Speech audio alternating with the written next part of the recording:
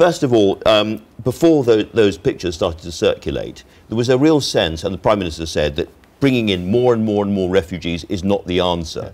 And then something changed. So do you concede that that picture changed everything? Well, I think that picture brought home to the British public and indeed to British politicians the sheer horror of what was going on, even though, of course, there have been many reports over the summer of boats sinking. You knew in words, as it were. Well, it's a bit like, it reminded me of that photo in Vietnam of the girl who had been affected by the napalm. And, you know, that's the great role of photojournalism and the media, sometimes to encapsulate a crisis that involves many thousands of people in the tragedy of a single individual.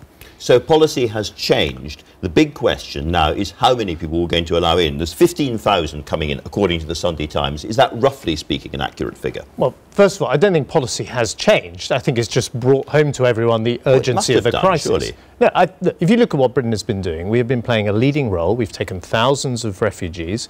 We've been spending more aid than any other European country on the Syrian border. And the Royal Navy is there in the Mediterranean trying to save people on these boats and tackle the evil gangs that are smuggling them. Sure, so we play a leading role, but you're absolutely right. It's clear Britain needs to do even more like all these other countries. Because in the scheme specifically for Syrian people and so forth, people who'd suffered torture, I think 216 people have been allowed in so far, and now we're talking about tens of thousands. Well, the Prime Minister will set out the approach to the House of Commons tomorrow, but I think I can say this. You know, Britain is going to approach this crisis with a head as well as a heart. In the short term, we're going to take more refugees, but not in a way that encourages them onto these dangerous boats. In the longer term, I think we need a fundamental rethink of our aid policy. So yes, we support reducing poverty, but we also direct our additional aid spending to these failed states, to this refugee crisis, to the big threats facing Britain. And so the question in the spending review is not just how does our aid budget help the rest of the world, but how does it help Britain's national interest? I want to come back to that in a moment, but just on this extraordinary moment in the story, words like swarm and so on stuff, which were used before, are they now out of court? Has the language changed as well, as far as you're concerned? Well, we were talking then about the situation at Calais, which was chaotic, and that's why Theresa May and David Cameron over the summer have taken steps to restore order. Still more work to be done there at the Calais terminal, but that's now happening, and you know, with the incidents have reduced there. Look, this is a huge challenge for the West, and it starts with the problem in Syria, right? The Assad regime, ISIL driving these people from their homes. We then have the challenge that people are not staying in the refugee camps on the borders. We need to spend more money trying to keep them there and house them there so they can return home when stability eventually returns to Syria. We've got to break up these criminal gangs who trade in human life.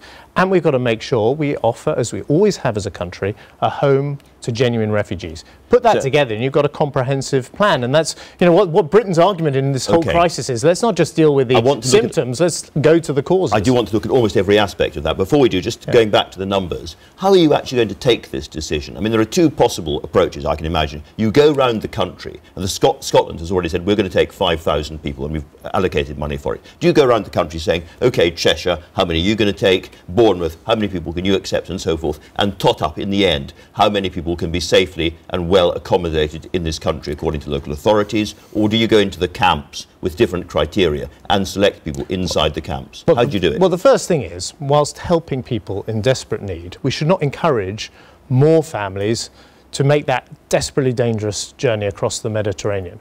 And so we think we should go directly to these refugee camps and help people there and bring people there from those camps to the United Kingdom. We need to make an assessment of what our public services and our infrastructure can support. But let me say this, the foreign aid budget we have, and you know, we've increased this foreign aid budget, can provide the support in the first year for these refugees, can help the local councils with things like housing costs, and we will deploy the foreign aid budget to help with the cost of these refugees, so that, you know, understandably, people here ask about the pressure on public services. We'll have extra money to help local authorities deal with that. That's very interesting. But again, if you make the selection fundamentally in the camps, then you can see all sorts of chaotic and miserable scenes, people desperate to come here. And the question of how you pick and who you pick is very important. We could, for instance, take every single unaccompanied child into Britain. I don't know what kind of criteria you're going to use. You know, I don't want to preempt the statement the Prime Minister is going to be making to the House of Commons tomorrow, but he will be dealing with these issues of how we're going to operate this system in the refugee camps. The reason we're doing the system in the refugee camps is we don't want to say to people, you can only have a home in Britain if you've made it across the Mediterranean, or you've made that dangerous journey from Bodrum to Kos, as that poor child was trying to make. You know, we're trying to deter the criminal gangs rather than provide a magnet. There's a particular challenge with orphaned children, which I think everyone understands the human tragedy involved there. I think we have to look at what we can do for those children in need, and there's been an outpouring of compassion across this country, as you might expect in Britain, towards those children. So we need to put together, but I think what's important is, we have got to have, as a country, and we owe it to these people, a comprehensive plan that doesn't just say, OK, we're going to deal with the problem in the railway station in Budapest. You've got to go to the cause of the problem. You've got to go to the. You've got to try and deter people from making this desperately dangerous journey, obviously for a better life for themselves and their families, but putting their lives at risk in the process. In doing so, given that, and given all you've been saying, I assume that this new scheme is totally distinct from any kind of quota scheme for people already inside Europe. I mean, there's been lots of talk about the Germans taking X number, the French X number, the British X. We're not going to be part of that. Well, those members of the Schengen Agreement, the open borders of Europe, have a particular problem. They're trying to devise a quota system. We're not part of that. By the way, it's a reminder that Britain has a different relationship with the European Union, and I think we can make that relationship different still to reflect Britain's particular economic needs. What we think is, rather than taking part in that quota system, let's build on what Britain's already been doing in these refugee camps, and let's, the British public, because after all, they're the people watching this programme who pay their taxes, can be incredibly proud that we've provided more aid to those Syrian refugees on the border than any other European country. As the Prime Minister announced just the other day, we're increasing that to £1 billion, and I think there's scope to do much more. We've got a £12 billion aid budget. We spent £250 million on those countries like Syria, Jordan and Turkey and the like. So by the way, 5 years ago, we were spending £10 million. Change of direction inside the budget. You've got to have a fundamental rethink of how we're using this budget. We've got the opportunity because this budget has gone up. We're the only country in the world that meets both its 0.7% commitment on aid and 2% commitment on defence. That's an enormous opportunity for us. A lot of it is already committed to various projects around the world. But this budget is tied to our GDP, and our GDP is going up. Let's use the additional money very specifically on the challenges Britain faces, one of which is this crisis on our doorstep. As I say, 5 years ago we were spending £10 million on this region. Now we're spending £250 million, but it's still, in my view, not nearly enough. Yes, we do brilliant work reducing poverty, but look, you've got to make sure the aid money is well spent. We've got to have a fundamental review of how that money's spent. And by the way, Justine Greening has been leading this work in a brilliant way. We've got to, but where is Britain's national interest? It is in helping this crisis on our doorsteps and using this big commitment we've made as a British people to the aid budget to help.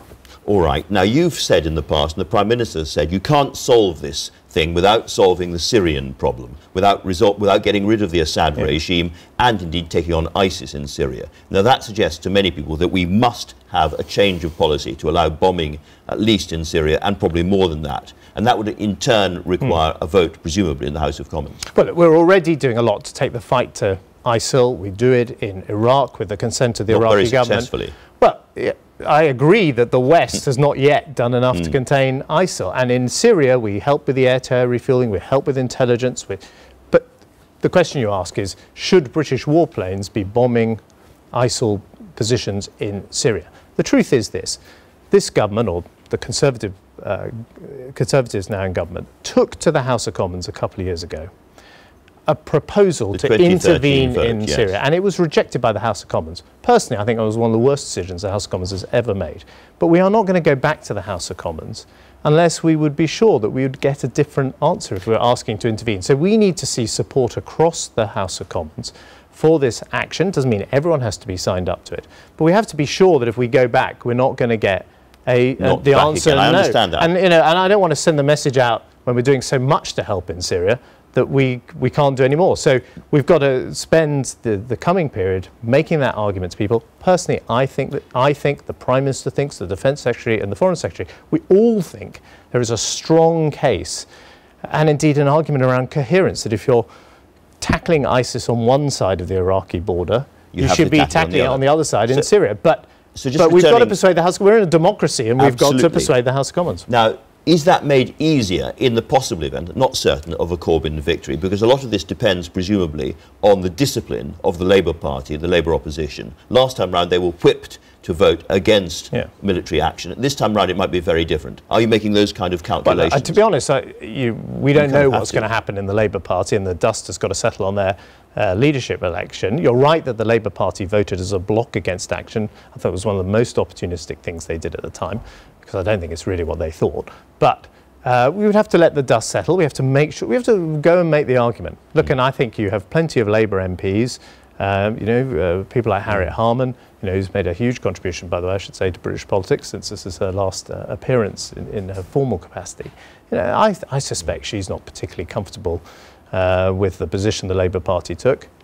So that's one of the elements, but I don't want to say... there is the prospect... Yeah, I wouldn't say it's... all right, let's just say there is the prospect of another vote and the possibility of winning it, and the government's watching that situation. Well, we would go back to the House of Commons if we thought that we could command support across the parties. It doesn't mean every member of every party, but we'd have to win the vote. There's no point going back and losing. I think that would be the worst of all worlds. This time next week, we'll know who's won the Labour leadership election. You're absolutely right. Nobody really knows what's going on at the moment. But one thing is clear. The Labour Party, as an organisation and a movement, appears to be moving a bit to the left. There's been this huge upsurge of support for Jeremy Corbyn, lots of people coming into the Labour Party from the outside. What does that mean for the Tory Party? You could say, OK, the Labour Party are going off the left in the wilderness, great. We'll move further to the right. We'll be the real Tories, blue in tooth and claw we've always wanted to be. Or you could say, no, we're going to try and absorb the centre ground. We're going to squat ever more heavily on the centre ground of British politics and indeed reach out possibly to some of those people who were, as it were, Blairites and so forth. Which is it going to be? Well, I think the Conservative Party has a big responsibility to represent the working people of Britain on the centre ground of British politics and to offer support and a home for people who don't want a Labour Party that is far off to the left. And well, I'd say this, I don't know who's going to win the Labour leadership contest, but Jeremy Corbyn is more a symptom of what's happened in the Labour Party than a cause. The Labour Party has moved sharply to the left, it's abandoned the centre ground, and that is not so much an opportunity for the Conservative Party, it presents a big responsibility to us to speak up for working people. I mean, if I can give you one specific example, here in this city, the Mayor of London has proposed night tubes, the tubes to run at night. And the Labour Party and the trade union movement has opposed that. But who are the biggest beneficiaries of the night tubes? It's not party goers coming back in the middle of the night. It is people who are working night shifts, cleaners, some of the lowest paid people in our country who have long journeys into work who would benefit from a night tube. That's a great example of where the Conservative Party starts by standing up for working people, and the Labour Party finds itself the enemies of working people. And that's why we've got to take this deadly seriously, our responsibility over the coming months. And what about austerity, therefore? Because a lot of the people on that side of the argument do feel the poor, in particular, have got a very, very hard stick from you. That you've been cracking down on lots of poor families, and the future for the welfare state is pretty bleak under George Osborne. They have got a totally legitimate point of view, and they've got a point, haven't they? Well, I totally reject that. The people who suffer most when the economy fails are the poorest in our country. It's not the richest, it's not the trade union leaders, it's the poorest who suffer when the economy fails. And because of the work we've done over the last 5 years, people who are unemployed have got jobs, the wages are going up, we're now introducing a national living wage, and we're going to have a welfare system that supports people in need but is sustainable and can be afforded and is, by the way, fair to the people who pay for it, the working people in this country. So if the Labour Party are off the park, in your view, for a while, in terms of a serious challenger for power, for whatever reason, we're not going to see even more austerity, even a tougher attack on the welfare state in order to produce tax cuts for the middle classes at the next election, for instance? No, look, I set out a plan at the budget in July, which was that businesses would have lower taxes but have to pay higher wages. People would have lower welfare, but it's a country that can afford to live within its means, and we'd have a national living wage. And I think that's the kind of modern centre-ground Conservative approach, and that's what we're going to pursue in the years ahead, whoever the Labour leader is.